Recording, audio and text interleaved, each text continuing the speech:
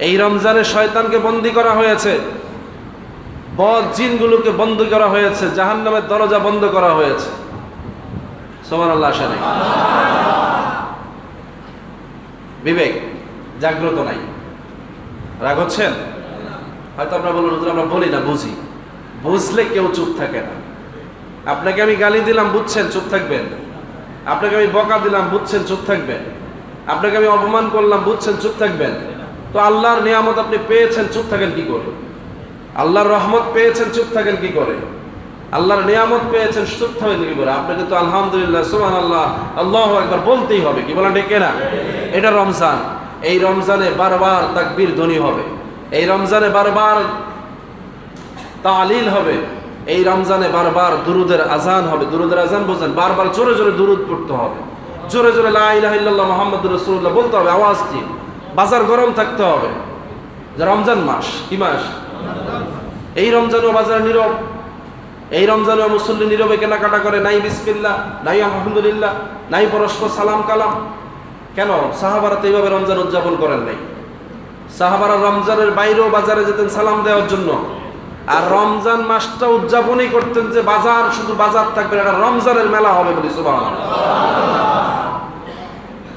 আমাদের মধ্যে সেই চেতনা নাই, কারণ ধান্দাবাজি, সিটিংবাজি, প্রতারণা, ভেজাল দেয়া, ওজনে কম দেয়া, অন্যের পকেট কাটার ধান্দায় ব্যস্ত। রোজা তো বুঝে না।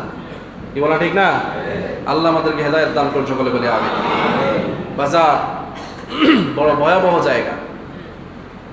রাসূল বলছেন বাজার খুব খারাপ জায়গা, পৃথিবীর নিকৃষ্ট জায়গা হচ্ছে বাজার।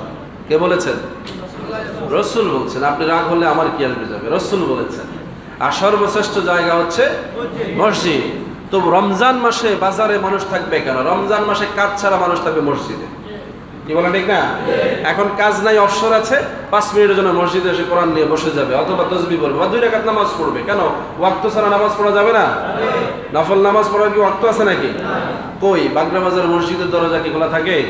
যদি খোলা থাকে তাহলে নামাজিরা কি নামাজে আসে? অজুখানা তো খোলা, আমাদের টয়লেট খোলা, ওগুলো ব্যবহার করছেন। মসজিদে কেন সেজদা নাই রমজান মাসে? রাসূলের সাহাবারা রমজান মাসে নিজেদেরকে মসজিদে বন্দী করে ফেলতেন। সুবহানাল্লাহ।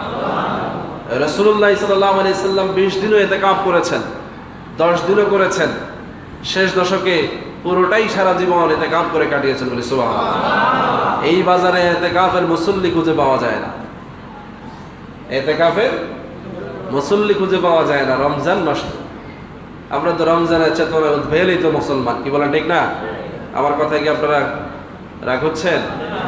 আমাদের সেই বোধোদয় হয় নাই, হওয়া উচিত। এই সমাজ জেগে ওঠা উচিত। এইরকম একটা রমজান আগামী 1 বছর পরে আমাদের নসিবে নাও হতে পারে। কি বলেন ঠিক না? এই সমাজটা এইভাবে সাজানো সমাজ 1 বছর পরে নাও থাকতে পারে।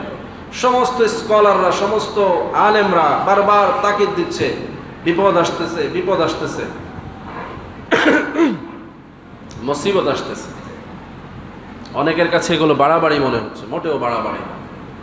ফিলিস্তিনে যান, চরম সীমায় পৌঁছে গেছে। কি বলেন ঠিক না? এর চাইতে ভয়াবহ তার কি হতে পারে? লাশের উপরে জিন্দেগি চলছে, ভবনের স্তূপের নিচে লাশ দাফন হয়ে গেছে, না জানাজা না কাফন। এর চাইতে ভয়াবহ তার কি আশা করেন আপনি? বাংলার মুসলমান এরপরে যদি মসজিদে না ঢোকে, এখানেও সেই অবস্থা হবে। কেউ ঠেকাতে পারবে না। এটা আমরা ডেকে আনতেছি না। আপনি বলবেন হুজুর আপনারা খালি আকত এখন তো এই আল্লাহ এর গজব দিবে না। আমরা বললে দিবে না, আল্লাহ আমার আপনার কথায় সব ঘটায় দিবে। বিষয়টা এরকম হলে ফিলিস্তিনে এই অজাগ্রতা হতো না। কি বলা ঠিক কিনা? আমরা তো বারবার বলেছি আল্লাহ ফিলিস্তিনে আপনি অসুবিধা দিয়েন না। আল্লাহ কি আমাদের কথা রেখেছেন? রাখেন নাই। কেন? ওই জমিনের জন্য এটাই ছিল তাদের তাকদীর। এখন এই জমিনে আমাদের তাকদীর কি আছে আমরা জানি না। তাকদীর পরিবর্তন করবার জন্য আমাদের কোনো কার্যক্রম আমরা নিয়েছি কিনা, এটা আল্লাহ দেখতেছেন। রাসূল বলছেন আত-তাকদীরু লা ইয়ারুদ্দু ইল্লা দুআ। তাকদীরকে খণ্ডন করা বা প্রতিরোধ করার কোনো ব্যবস্থা নাই, আছে একটা, সেটা হচ্ছে দোয়া। বলেন কি সেটা? দোয়া কিভাবে করে বলেন? আমাদের দেশে তো এখন 90 স্কলাররা শুধু আমাদেরকে বলে দোয়া নামাজের ভিতরে করে, দোয়া জানাজার ভিতরে করে, আত্মদোয়া তারা দেখে না। আছে না নাই? আত্মদোয়া তারা দেখে না। তো দোয়া আর আপনি করবেন কই? শুধু নামাজে এলে আপনি নামাজ পড়ে যান, দোয়া করা লাগে না। দৌড় করে নামাজের পরও দৌড়াদৌড়ি শুরু হয়ে যায়। হাত তুলবেন, দূরে থাক, বসে একটু দোয়া পড়ারও সুযোগ নেই। আসেনি? বাদ দিলাম আপনি নামাজই পড়েন, অসুবিধা নেই, নামাজের দোয়াই করেন, জুমার নামাজ হয়ে যায় 2 রাকাত ফরজ পড়ার পরে 4 রাকাত বাদাল জমা পড়ার সময় আপনার নাই, তো দোয়া কোথায় হচ্ছে? আপনারা বলবেন হুজুর দোয়া তো খুব হইতে আছে, আপনারা তো ইফতার মাহফিল এটা সেটা নিয়ে খুব ব্যস্ত আছেন। যদি এমন না হতো যে আমার জবানটা যদি হেফাজত করার আদেশ না থাকতো, তাহলে বলতাম আপনাদের ইফতারের উপর ঠাড়া পড়ুক, নাউজুবিল্লাহ বলেন। যদি নিষেধ না থাকতো তাহলে এরকম বলতাম যে আপনাদের ইফতার খাওয়ার আশায় আর আপনাদের এই দোয়া শরীক খাওয়ার আশায় আমাদের জীবন চলে না, না আপনাদের চলে, কারণই চলে না। এটা রমজানের বরকত পাওয়ার একটা উসিলা, এজন্য ইফতার মাহফিল। এটা রমজানের বরকত পাওয়ার একটা সওয়াব পাওয়ার একটা নাজাতের একটা জরিয়া, এজন্য ইফতার বন্টন। কি বলেন ঠিক কিনা? এটা কোনো মামুলি ব্যবসা বাণিজ্য না, এটা কোনো আমার আপনার দান্দা না, এটা আল্লাহর পক্ষ থেকে নেয়ামত। এই চিন্তার পরিবর্তন ঘটাতে হবে। আজকে একদল লোক এগুলোর বিরুদ্ধে নেমেছে। ইফতার মাহফিল করা লাগবে না, ইফতারের আয়োজন করা লাগবে না, মিলাদ দোয়ার আয়োজন করা লাগবে না। খোদার গজব কেন আসবে না? গজব তো তুমি ডেকে আনতেছো। আল্লাহওয়ালা লোকেরা এগুলো স্যাটিসফাইড করে সমাজের মধ্যে স্যাক্রিফাইসিং এই সিস্টেমটা রাখার কারণে এখনো বাংলার মুসলমানরা মসজিদে আসতে পেরেছো, নাহলে ফিলিস্তিনের চেয়ে তোমরা কি দামি মুসলমান?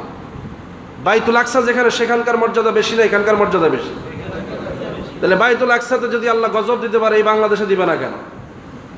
দেয় না শুধু একটা কারণে, ওখানেও দোয়া হয় কিন্তু দোয়ার পরিবেশ নষ্ট করে দেওয়া হয়েছে, মুসল্লিরা সেইভাবে দোয়াতে যেতে পারে না, ওখানে সেই সমাজ নষ্ট করে দেওয়া হয়েছে। এটা শুধু আজকে হয় নাই, সবার আগে সেখানে হামলা হয়েছে, সেখানে বারবার ম্যাচাকার হয়েছে। ফিলিস্তিনের ইতিহাস পড়েন, বাংলাদেশে এত হামলা হয় নাই, মুসলমানদের উপরে এত নির্যাতন হয় নাই। যদি হতো তাহলে বাংলার মুসলমানও দোয়া ছেড়ে বাঙ্গলে ফেলায় যেত। একটা হামলা আসলে দেখবেন যে দ্বিতীয়বার আপনাদেরকে খুঁজে পাওয়া যাবে না। ফিলিস্তিনের মুসলমানরা জীবনপণ লড়াই করতেছে, সারা জীবন করবে। তারা দোয়ার পরিবেশ সৃষ্টি করতে না পারলেও তারা জেহাদের অস্ত্র ছেড়ে দেয় নাই, তারা তাদের রক্ত দিয়ে তার প্রমাণ দিচ্ছে। কিন্তু আমাদের মুসলমানদের যে অবস্থা, আমরা জেহাদ দূরে থাক, আমরা আমাদের ঘর বাড়ি ছেড়ে জঙ্গলে পালায় বাঁচতে পারলে